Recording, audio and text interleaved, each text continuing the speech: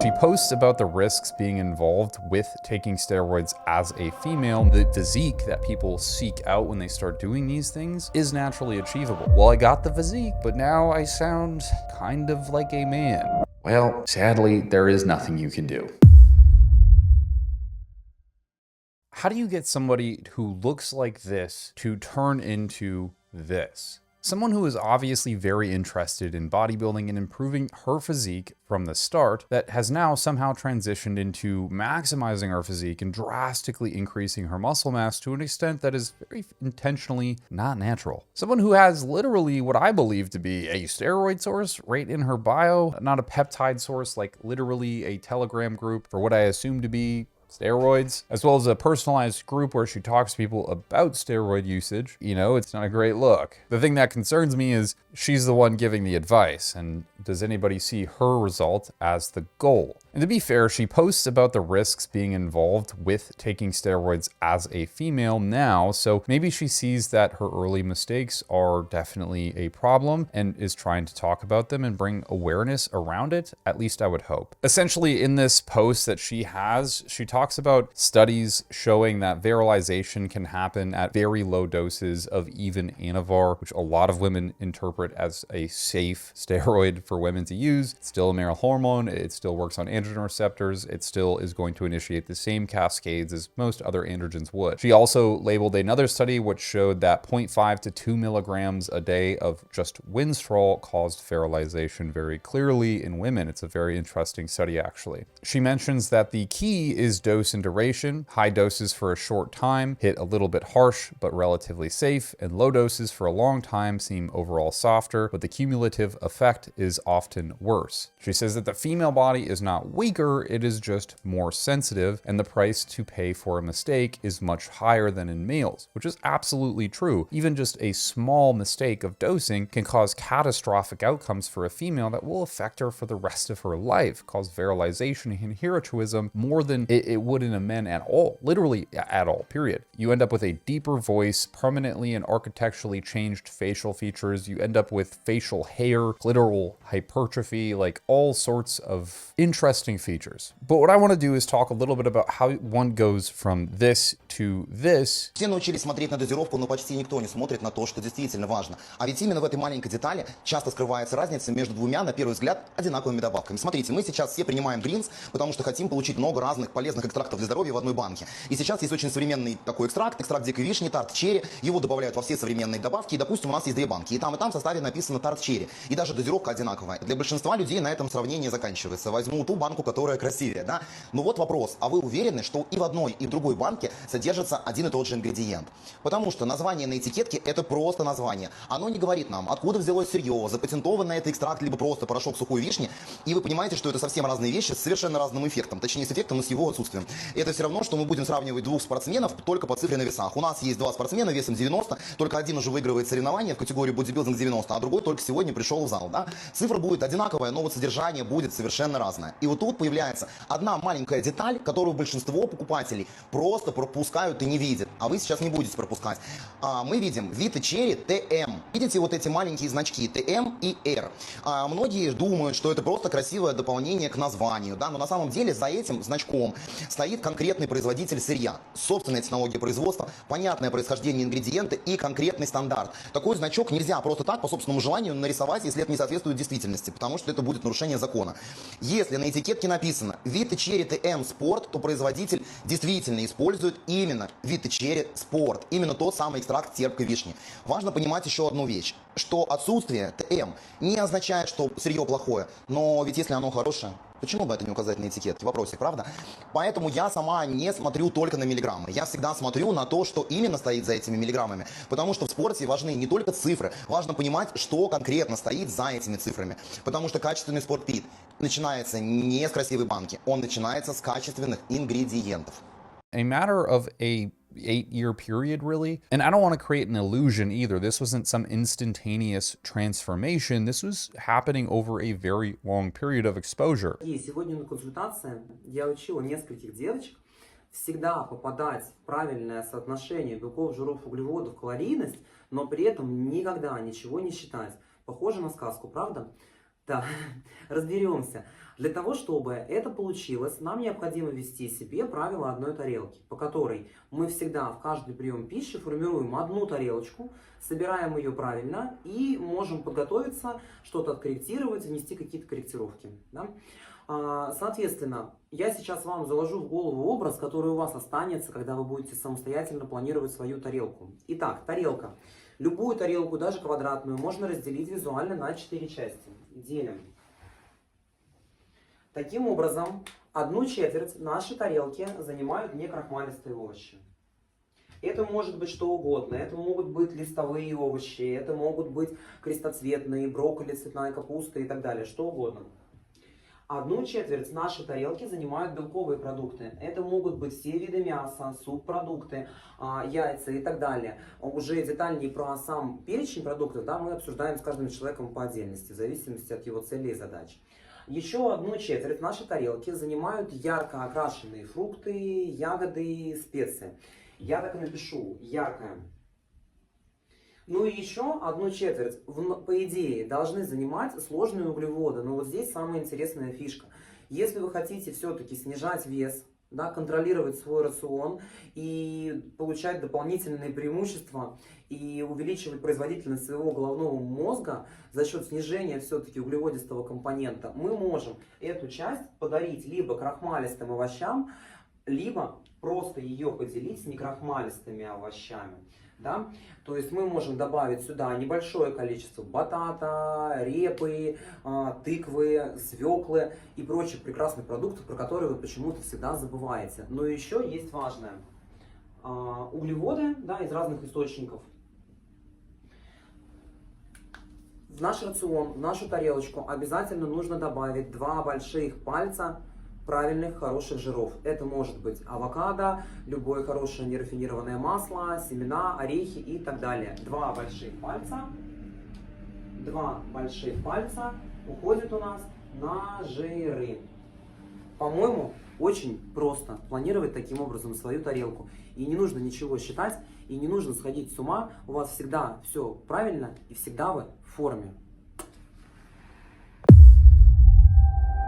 We're going to take a break from the video to talk about today's sponsor. Do you ever get the feeling that life is just like a really big to-do list, and it feels like every single day you just keep checking boxes, but you never quite get to the end of the list? One of the things that really bothers me is between making YouTube videos, coaching clients, working on the clinic that we have, is trying to find time to make good, wholesome meals. The kind that your mama used to make. That's where Factor comes in. Factor delivers chef-crafted meals that fit your exact needs that are completely ready to eat. Factor meals are made with real ingredients and amazing macros that you can even customize. And these meals are delicious and hit macros and calories that I need. Plus they have all the ingredients that I would hope for them to have to hit my micronutrient intake. And it's taking a couple boxes off of my to-do list every day, which is massive. Factor has helped me bulk up. And if you're trying to bulk, it could too. But you might be trying to get lean. Don't worry, they got you covered. This is something you should seriously consider. So head to factor75.com or click the link below and use code KoltonFB50 to get 50% off your first Factor box plus free breakfast for an entire year. That's code KoltonFB50 at factor75.com to get 50% off plus a free breakfast for a year. KoltonFB50 at factor75.com. Offer only valid for new Factor customers with code and qualifying auto-renewing subscription purchases. This video, for example, is fairly early into her steroid usage, and I'm sure that she was on them at this point in time, and you can tell that she sounds more feminine at this point, but vocal changes are still slightly noticeable. So gradually over time, things progressively got worse, more masculine, until we reached our current day. So please, if you would, sit down, relax, maybe enjoy a meal. Let's try to connect some dots here and explain what's happening. How do you get someone from a dedicated, great-looking bikini competitor to if Kratos had a daughter? You know, how does that happen? Watch your tone, boy.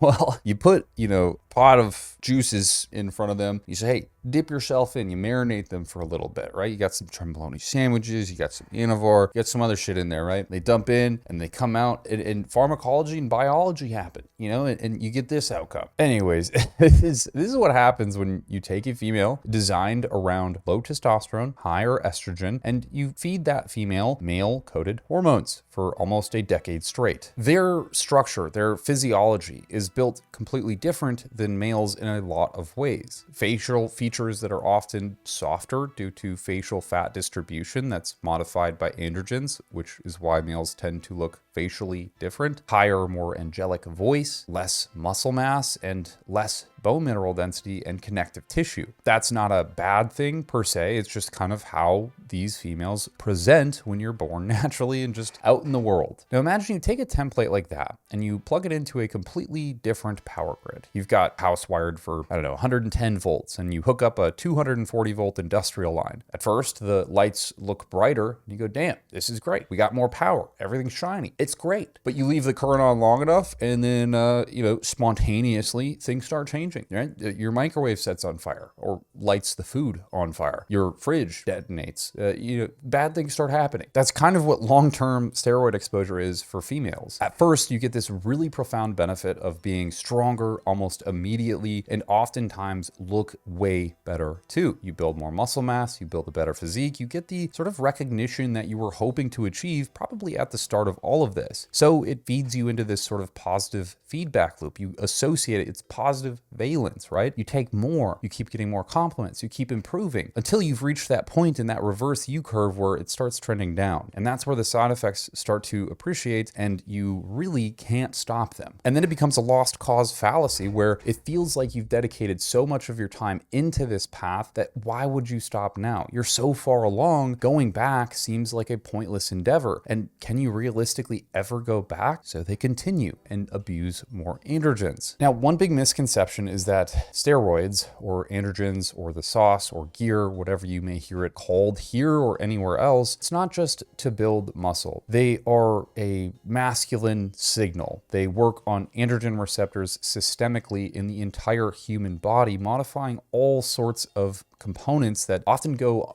really unconsidered when starting this stuff. For instance, androgen receptors are in muscle, yes, and in bone, and that's where you get increased bone mineral density as well as muscle mass, but they're also in your skin, your hair follicles, your fat cells, your ovaries, your brain, your face, the voice box, your larynx. It's not like you just take these things and it's like, oh, well, we're gonna grow the delts and we're gonna grow some glutes and then we're gonna do nothing else in the human body. Unfortunately, they say we're a drug and we're gonna act on androgen receptors because we have a high affinity for that receptor. So let's just go crazy, boys. And sooner or later, you end up with a Norwood Reaper hairline that is diabolical. Now, partly, I think one thing that a lot of people find interesting is the vocal changes. Vocal cords sit inside of your larynx. It's the voice box. And that tissue actually is very sensitive and has many androgen receptors. And if you give them enough androgen signaling, like for instance, when you take steroids, they behave like male vocal cords. They thicken, they lengthen, and the entire laryngeal structure shifts towards a more male configuration. Thicker cords vibrate slower, and so they sound deeper. It is very akin to when a young male starts to transition into puberty. He gets a raspy and cracky voice at some point, and then eventually it matures into a much deeper voice from his prior youthful, childlike voice. It is quite literally mechanistically the same exact thing happening. And the part that really no one discusses is that this is largely structural in nature. These changes are changing the literal structure of your larynx and how it works. So you can't reverse it. It is permanent. It stays there. It is a new feature of you, even if you don't like that feature. No matter what you do, even if you only took this for 8 weeks and you decided, man, this was a really bad idea, I should stop. It's too late. It's too late. That's all it takes. And once your voice is deeper, it is deeper for good. Now, facial features are another thing that people often point out and start the conspiracies of if somebody is natural or not. But what you're seeing is what happens when androgens start to sort of overwrite the soft edges of the female face. Androgens, believe it or not, they actually shift fat away from specific female-oriented fat patterning. Your face begins to lean out due to androgen exposure and sort of shift away from that fuller look, which often keeps skin full and plump and not saggy. And this is a very chronic thing you see both in men and women, but in women it is very drastic because they already have this predisposition to having higher degrees of facial fat. But when androgens are introduced, that facial fat starts shifting, as well as the hip and glute area based fat. That starts shifting too. But also with skin texture and the skin quality, if you will, steroids crank up oil production massively, which increases acne risk as well as skin thickness. In fact, not skin thickness, it just decreases skin thickness. It makes your skin thin. Essentially, you have sebaceous glands all over your body, and these too are highly sensitive to androgen activation. And when androgens work on sebaceous glands, they produce what is called sebum. And no, I'm not talking about the bodybuilder. I'm talking about an oily substance that your pores produce in excess, and that oil, which is composed of maybe triglycerides, cholesterol, and a few other things, starts to inflame certain areas on your face. It also can clog and fill pores, which get infected. And that is a lot of the part of acne in this situation, but also the surrounding environments, the pores that are leaking oil. Well, that oil gets everywhere, on your pillows, on your towel, on your blankets, on the stuff that you use every day. And so you are sort of in this cyclical event of being exposed to a whole bunch of this highly bacteria-rich oil that constantly inflames the skin, creates acne, and then texture changes eventually. The crazy thing is it doesn't take much, and I think this is another misconception by a lot of females. The average female produces what is equivalent to about 3 to 6 milligrams of total androgens per week. 3 to 6 milligrams. The average dose that I have seen most commonly, and we've made tons of videos like this on this channel, it's about 5 to 10 milligrams of Anavar being taken first thing before anything else. That's like the entry model, right? So you're going from 3, let's just say 6 milligrams of total androgens circulating in your body on a week-to-week basis to now 70 milligrams of total androgens circulating in your body on a week-to-week basis. That is detrimental. That is an exponential increase of androgen signaling beyond what any female was ever supposed to experience. So you as a female, you think, okay, well, this lady told me to take 5 milligrams of Anavar a day, and you think it's inconsequential and you'll just get tons of upside. Meanwhile, slowly and surely, there is lots of downside occurring that you haven't even recognized yet. And it will happen over time at such a slow pace that you simply won't notice the effects until you're 12 weeks in and you're really happy with the results. And like I said, you're getting that confirmation bias that what you're doing might be the right thing because everyone around you is in the sport as well. And so suddenly you get to that 12-week point and you notice, did my voice get really deeper? What's going on? Did my face change? Does it look a little bit different to you? And then you are now, as a person, signing up for something that you have to work with for the rest of your life. It's not like you can say, oh shit, like I don't want this to happen. I'm going to stop and never do this again. It already happened. These are architectural changes, just like your muscle changing, just like your bone changing, except this calcified and solidified tissue does not go away. It doesn't go anywhere. It stays there. So while the physique may be impressive, no doubt, it comes with so much that you have to deal with for the rest of your life. And is that cost truly worth it? Like, is that going to realistically benefit the future you? I mean, that's a question for the person to answer, and to them, it might actually be a value equation, which makes sense. But when I look at it and I'm thinking of this critically, and I'm like, geez,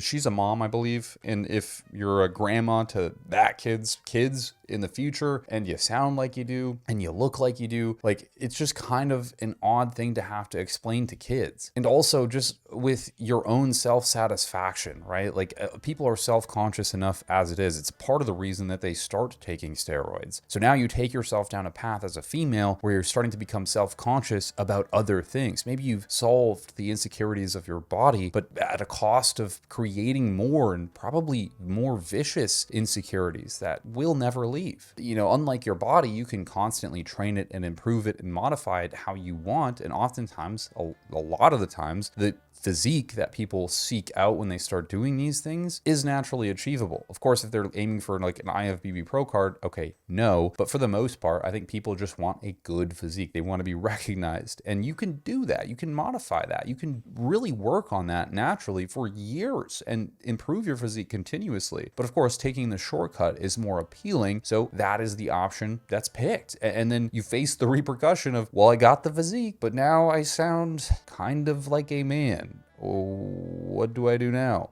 Well, sadly, there is nothing you can do. And another really important feature of all of this is there's no blood work that will indicate to you if this is happening or if it is not happening. This stuff is epigenetic and it is intracellular at nature. So you can't just test it and see, oh, I'm looking healthy on blood work. I'm all good to go. This is insidious. It is underneath the covers of blood work. You won't be able to test for it. It just happens over time. And rest assured, if you're taking androgens, it will happen to you as a female too. Anyways, yeah, moral of the story, probably as a female, unless you're really pursuing an IFBB Pro card and becoming an absolute top tier bodybuilder, best not to use male hormones. All right. It's important to say. I'll say it again. I'll say it 10,000 more times. It ain't worth it most of the time. If you really want to enhance your physique, there are tons of different options out there that don't involve jumping on Anavar first. It blows my mind that is still in 2026 the main line of thought. If you get a coach in bodybuilding, let's get you on Anavar, girl.